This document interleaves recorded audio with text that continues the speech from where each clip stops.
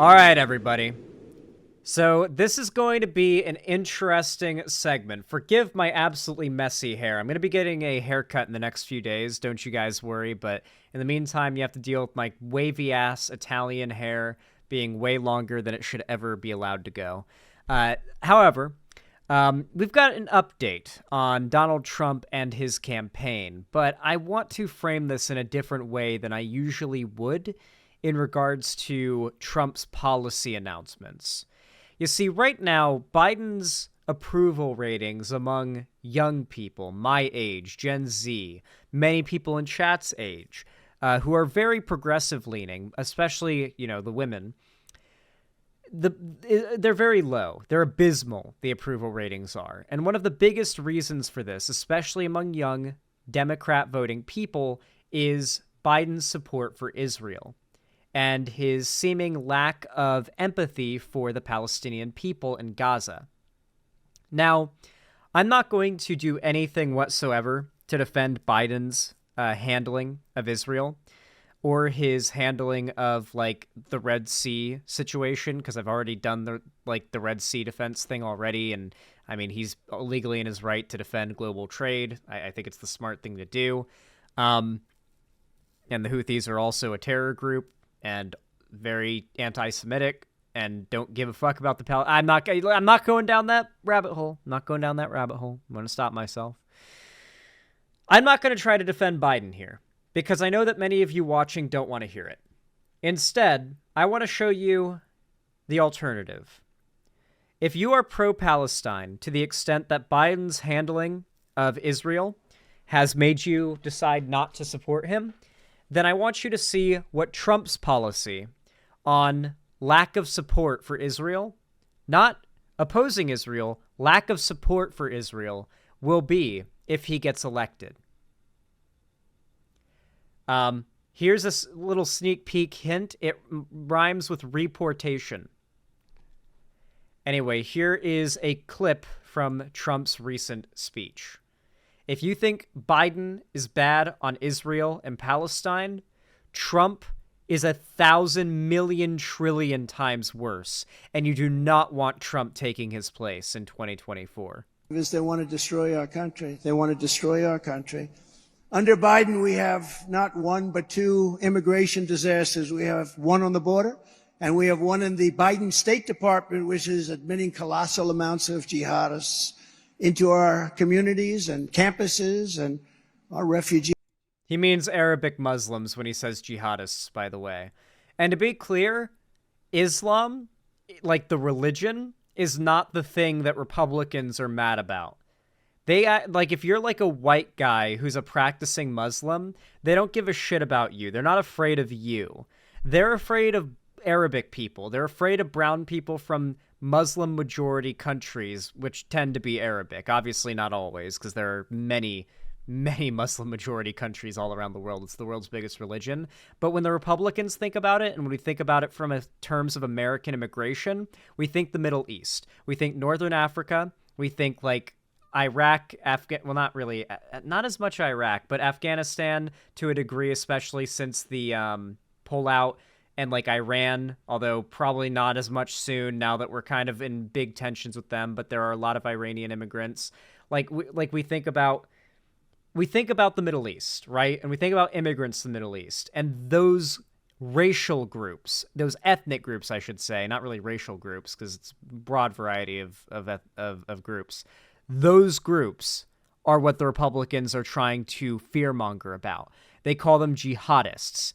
They call them terrorists. They call them invaders. They call them illegals. They use scary sounding words to describe it. Refugees is even a dirty word to these people.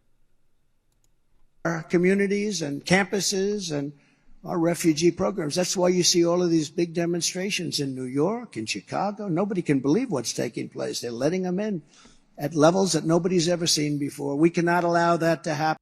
Well, I don't even know what demonstrations he's talking about or what they're in favor of, which is kind of the beauty of the way that Trump talks, is that he only talks on a podium where he can't be challenged. So, his audience is never going to hear the rebuke of what is, what he said, right? Nor do they care. So they hear him say these demonstrations in New York and Chicago, and they think there are massive hordes of Trump supporters marching against, like, marching for securing the border right now, and that they've got, like, nationwide support for their, like, fascist takeover. Because Trump kind of relies heavily on keeping this faux idea of a constant party going. Like, the party is only getting hotter, it's only getting spicier, it's only getting crazier, it's not dying down, it's only just started, is what he's trying to convince people. The idea that they're on the winning side and the party is only getting bigger, it's only getting crazier, it's only getting stronger, it's only getting more fun, and we're on the winning side, but if we don't fight hard, we're going to be on super the losing side, and everything you love is going to be destroyed. That's basically the fundamental tenet of pushing fascism. Happen, and we don't want to be like Europe with jihads on every corner. That's what we don't want to be like Europe with jihads on every corner. So is he just explicitly using the term jihad to refer to, like, Arabic people? That's fucking crazy. He has gone way more mask off than ever before, by the way, guys. When you hear him speak at his, like, at his big, like, public speeches, they're just, like, borderline Hitler speeches. He has gone really far, to the point where even a fair amount of Republicans, more so than ever, are looking to vote for somebody other than Trump. They'll still probably fall in line and vote for him against Biden, but Nikki Haley's surprisingly high support base, especially for a woman among the Republican Party, shows that a fair amount of Republicans don't really like Trump that much with how far that he's gone. They're not all demons. A lot of them are just well-meaning and dumb and grew up with a certain worldview and ideology and upbringing, and that's just all they've ever known. A lot of them just genuinely mean well and think conservative politics are a good way to reach a happy, equal society because they're not very well educated on politics. There are, yeah, a woman of color, no less. I mean, I look at her and I'd say she's white, but fair, sure, I'll give you that. But it goes to show that the fact that Nikki Haley is still in the race and doing as well as she is, and she's not going to win, but the fact that she was ever a viable candidate in the first place shows that there's a fair amount of Republicans that are kind of fed up with Trump, and they're not part of the cult. They're not a majority, but they're a fair chunk. What happens? I mean, we're going to be like Europe. You take a look at London, you take a look at Paris, you take a look at what's going on over there. We want to be the United States of America, and we want to make our country great again. Right now, we don't have a great country. We have a laughingstock. As president, I love how, like, Republican rhetoric necessarily, when Democrats are in power, has to revolve around disrespecting America. And then claiming that it's the left that disrespects America, and that it's the left, like you should be arrested and deported if you burn the American flag in protest, something defended or protected by the First Amendment. But also, like, it's just, like, they're constantly disrespecting America by calling it a laughingstock and weak, you know? and I will end once and for all the mass importation of anti-Semitism into the United States. And just as I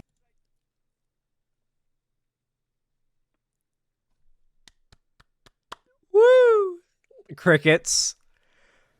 That was, he did not word that well for his audience. The whole, like, people who are pro-Palestinian or anti-Semitic talking point does not work well with this base. Let's listen to the claps from his other talking points, and then when he says we're going to stop the importation of anti-Semitism into the United States, how the audience reacts. We're going to be like Europe. You take a look at London, you take a look at Paris, you take a look at what's going on over there. We want to be the United States of America, and we want to make our country great again. Right now, we don't have a great country. We have a laughingstock. So that's the clap. That's like a normal clap. Now let's listen to the audience reaction when he says we're going to stop the importation of anti-Semitism into this country. Listen carefully. As president, I will end once and for all the mass importation of anti-Semitism into the United States. And just as I did before, we will... That is a comically non-existent response from the audience Just a silent fucking audience. Like 5 people sound like they clapped. That couldn't have been more than 10 people. That genuinely couldn't have been more than 10 people that clapped. One guy went woo. There was no cheering. That was not the right talking point for his audience. We'll keep radical Islamic terrorists the hell out of our country. We're going to keep them out of our country. We were keeping them out. We were keeping them out.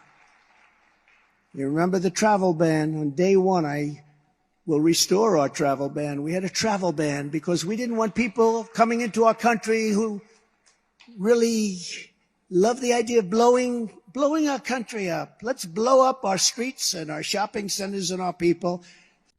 Like, this is beyond parody. He's just going on rants about how immigrants from it was mostly Africa and the Middle East is where he shut down travel to with his travel ban, the Muslim travel ban, as it was called. He's like, we need to shut down the border and keep these brown people out. They want to blow up the country. Just really leaning into the be afraid of brown people. They want to kill you and rape your white women kind of conservative fear that they all hold. So I instituted what we call the Trump travel ban, and it was an amazing success. It was suspended immediately upon his coming into the country. And I never talked about this for 4 years. I never mentioned it. We didn't have one incident in 4 years because we kept bad people the hell out of our... We didn't have one incident in 4 years? What? There were numerous acts of Islamic terror that happened while Trump was president, for starters, and there were numerous other acts of terrorism that happened while Trump was president, too. There was a spike in far-right terror. Like, his supporters contributed to the spike in political terrorism under his presidency. Zan, I get Hamas is coming through our borders ads in Iowa, in fucking Iowa. Yeah, of course, yeah. Because here's the thing. People who live on the border don't fall for this propaganda. They don't. People who live in, like, Palm Springs, literally a 50... Sorry, not even 50... It's a 50-mile, not 50-minute. A 30-minute drive away from the border. All the people there vote Democrat. All the people there are super progressive, left-leaning, pro-gay, pro-immigration. They live literally 30 minutes by wheel from the border, and they all vote Biden. They all want more immigration from south of the border. LA and San Diego are literally both less than 2 hours from the border. And granted, maybe people like Republicans would say, well, the voting population is being leaned by the by the immigrants. Well, why do the white people there that are natively born in America, why do they also vote Democrat? Why do the people in cities who live around non-white people the most hate non-white people the least? Sorry, not the most, the least. Not hate non-white people the most. The fact is, exposure to other groups makes you dislike them less. It makes you accept them. It makes you see them as people. It makes you just recognize that skin color is just skin color. It's just that, you know? Where you're from is just where you're from. It's a different experience. It's interesting. It's nothing more than that. And it becomes normal. The problem is, if you've lived in a very isolated community, like... in bumfuck like Iowa, where someone's probably never met a Arabic person before, to be completely honest with you, then it's way easier to scare them into believing that hordes of Arabic people are coming in from the Middle East and they're like jihadist Muslim extremists that are going to blow everything up, and they're going to do another 9/11, or to convince them that thousands of miles away down at the Mexican border, there's like thousands of people coming through in caravans bringing massive amounts of crime to these border cities they've never visited and will never visit, right? The fact is, most of these people, the main Republican voter base has never seen the locations that Republicans claim are quote-unquote on fire because of Democrat policy. They're taking the Republicans' word for it and voting on that information.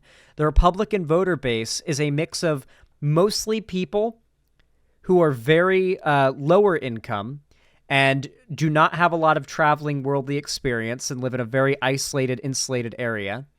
And most of their experience with politics in the world is online through the filter of conservative, pundits. And people who are really wealthy voting to preserve their financial interests. That is the Republican base. Our country, we kept them out. We didn't have not one instance. I didn't want to say it during the 4 years because I didn't want to walk out of the speech and have something happen, right? I'll also be implementing strong ideological screenings for. Did Trump just say that if he said a thing bad about terrorists or something, that there'd be a higher chance of him getting attacked by terrorists? He's the president. He's the biggest target for terrorists ever. All immigrants coming in. If you hate America, if you want to abolish Israel, if you sympathize with jihadists, then we don't want you in our country, and you're not going to be getting into our country. Hey guys, are you starting to think maybe Biden's a bit better about Israel and Palestine? I'm starting to think Biden might be a little better about Israel and Palestine than Trump. I will cancel the student visas of Hamas and sympathizers on college campuses. The college campuses are being taken over. And all of the resident aliens who joined in the pro-jihadist protest this month, I don't even know what to say. I'm just letting it play. Come 2025, we will find you and we will deport you. We will deport you. He is running on a policy of deporting people who criticize Israel and sympathize with Palestine, labeling them terrorists, and locking down immigration. Hamas's student visas. He means locking down student visas for any immigrants coming from Muslim-majority countries, is what he means by Hamas student visas. He means student visas for students that came here with student visas from Muslim-majority countries. This is him acknowledging, at the very least, the majority of illegal immigration is actually people overstaying work visas, not crossing over the border he wants to build a dumbass wall on. It's caused by some very bad troublemakers, those events that you've been watching. In the past 3 weeks, crooked Joe Biden has turned a blind eye to the greatest outbreak of anti-Semitism in American history. You have the greatest. I call up friends of mine silent who happen to audience. be Jewish. I say, are you watching what's going on? And they're actually frightened. These are some pretty strong people. They're tough people. They're frightened. Their kids are afraid to go to school. And they never had that before. But in our colleges, media... They've never had that before. Yeah, Jewish people, they've never had that before. But with this whole, people, being sympathetic to Palestinians in Palestine thing, we've seen anti-Semitism happening for the first time ever. It's crazy that all of a sudden anti-Semitism exists because the left is sympathetic to these Palestinians. Isn't that crazy? It's happening now for the first time ever. It's real. The left said it was real before and it was fake then, but now it's real and it's the left who's doing it. And even government, nobody's ever seen anything like Rashida Tlaib and Ilhan Omar. Okay. That was racist. I don't care what anybody says. That was racist. I can't explain it. I can't put it into words. All I can say is that was racist. Rashida Tlaib,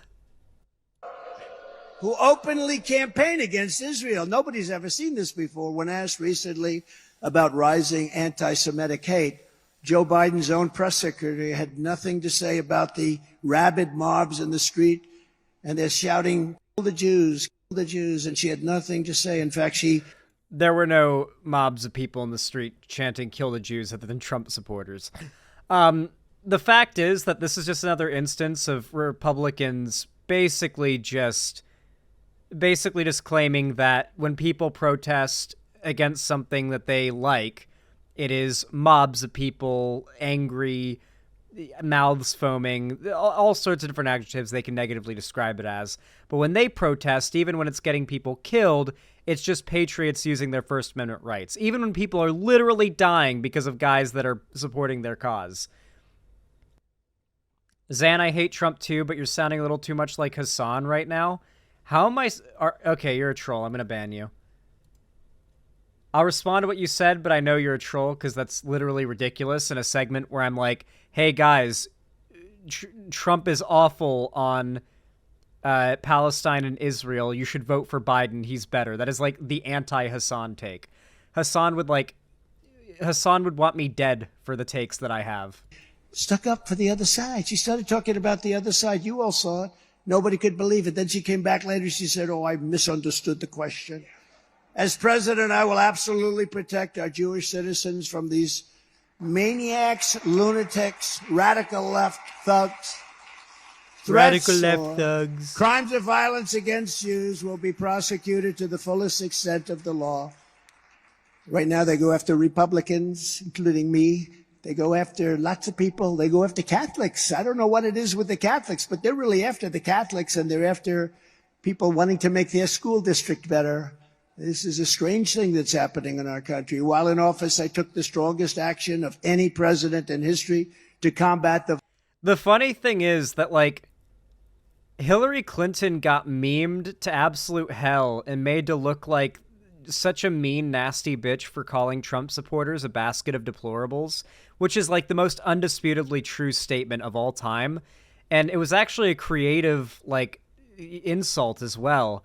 And that was seen as, like, so below board, and everyone, like so many people that were even on the left talked about how she was so nasty for saying that about Trump supporters. That's so mean to say about them.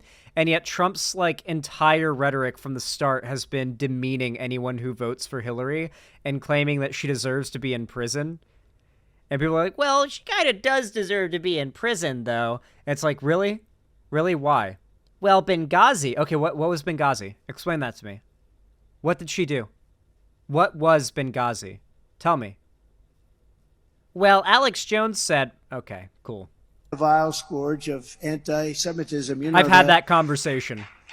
I signed a landmark... That was a real recreation of conversation I've had. Anti-Semitic hate on college campuses and affirming that discrimination against Jewish students will be aggressively punished as a violation of civil rights. And that we didn't have that, if you can believe it. When I get back into office, I will put every single university and college president on notice. The American taxpayer will not subsidize the creation of terrorist sympathizers on American soil. Basically, he's going to shut down the colleges, is what he's saying.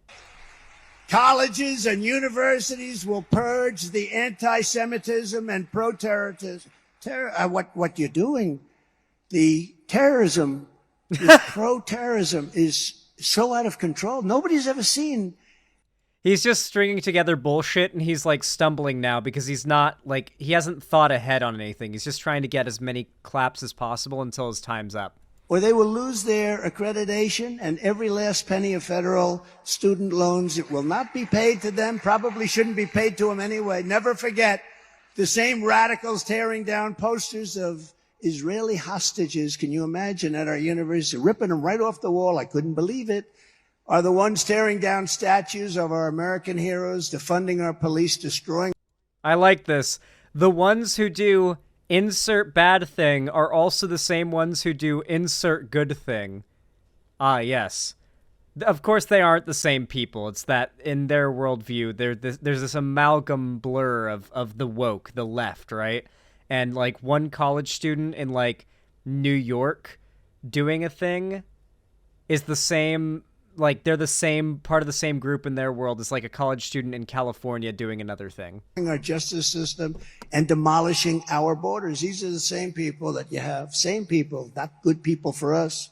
The United States and Israel represent the pinnacle of Western civilization, which is exactly what these people want to destroy. They want to destroy it. This is why those who chant death to Israel... Do you think, like, you could get Hassan to watch this on stream? Like, has Hassan done any content, I wonder? Like, dunking on Trump? I feel like he couldn't have covered this on stream. Because how could he justify not endorsing Biden when this is the other guy who will win if Biden doesn't's position? Like, he's just saying, I am going to deport. Like, he would deport Hassan. Hassan probably doesn't even care. No, Hassan would get deported by Trump. You know that, right? Hassan is not a born in America immigrant. He has citizenship, but he is still an immigrant. That's still on file. If Trump went full 1488, full Nazi Germany, Weimar Republic bullshit, he would literally either deport or at least be able to find and detain Hassan. Hassan is like a public pro-Hamas figure, too, and one of the largest, too. Hassan would be the top of the list. It is in Hassan's best interest to fucking not. Hassan's community would also leave. He was born in Jersey. Was he born? Oh, you're right. He was born in Jersey and then grew up in Turkey and then moved back to America. Like, the most, like, backwards way of being an immigrant ever. Born in America, actually developed and grew up and got all of your culture, language development, all that in Turkey.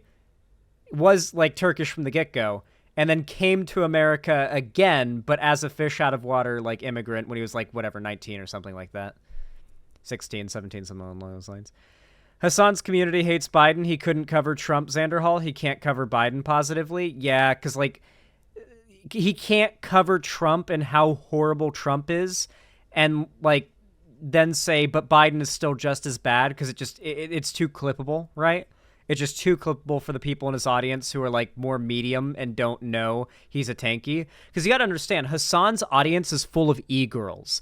Liberal, left, not, like, Democrat voting e-girls. Hassan has so many e-girls that watch him, and, like, obviously, like, young gay boys, I imagine, as well, that just, like, gay e-boys or whatever, that just watch him because he is the big hunky lefty guy on Twitch and he's the biggest guy on there as far as views and everything.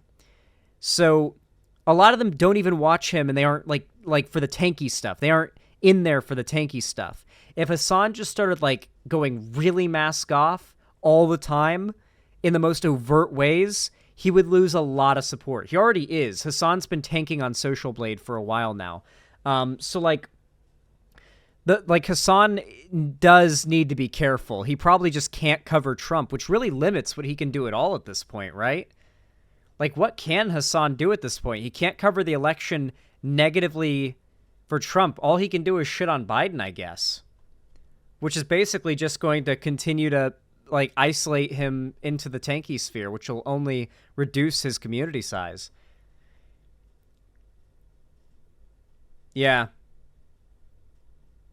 Really hard to say how that's going to go for him. Also chant always death to America. Do you ever notice they always put them together? And that's why American patriots and supporters of Israel, and you have tremendous support in this country, I can tell you that, must stick together. Come hell or high water, you have to stick together. We must have strong borders, strong military, strong families, strong cultures, and above all, I mean, I don't like to be the one that drops Hitler every time, but, like, come on. These are literally the things that Hitler built his platform on. We must have a strong American president. That's where it starts. You don't have a strong president, the rest is just words. It's only words. It's only words. You never had any of these problems. For 4 years, you didn't have any of these problems. Think of it. You wouldn't have Ukraine. You wouldn't have Israel being attacked. Okay, minimum bolts. You wouldn't have inflation. You wouldn't have anything. You wouldn't have Israel being attacked if he was president, and you wouldn't have inflation. Amazing. Yeah, obviously Trump is going to take credit for the economy being good for the 3 years that before COVID, when he was inheriting Obama's economic reforms, and blaming Biden for all of his economic reforms and what he did with, name one Trump policy that helped the economy. Trick question. You can't. There are none. Nothing he did helped the economy. Nothing he did helped the economy in relation to Biden. His restrictions on immigration hurt the economy. his tariffs on other countries' trades hurt the country's economy because he put tariffs on materials used for manufacturing here, which ended up causing us here, not us technically, our manufacturers here to pay more, which justified them raising prices domestically for us to pay for those products. The steel tariffs were one of the best examples of this. Trump supporters still tout that as like some epic good thing that Trump did, and it's like, that was literally unanimously agreed upon by all economists as one of the dumbest things Trump ever did for the economy. But they really don't care. They don't understand the economy, and if they did, they don't give a shit. Because Trump brings tax cuts for rich people, and those are the people that do understand the economy, and, you know, he's in their best interests. And the dumb, poor people, and they are dumb, poor people that vote for Trump, they think that Trump is going to bring he's going to shrink the inflation. He's going to make the US dollar be worth more than it was before Biden. They think Trump is going to make that happen because that is their understanding of economics. And that should really scare you.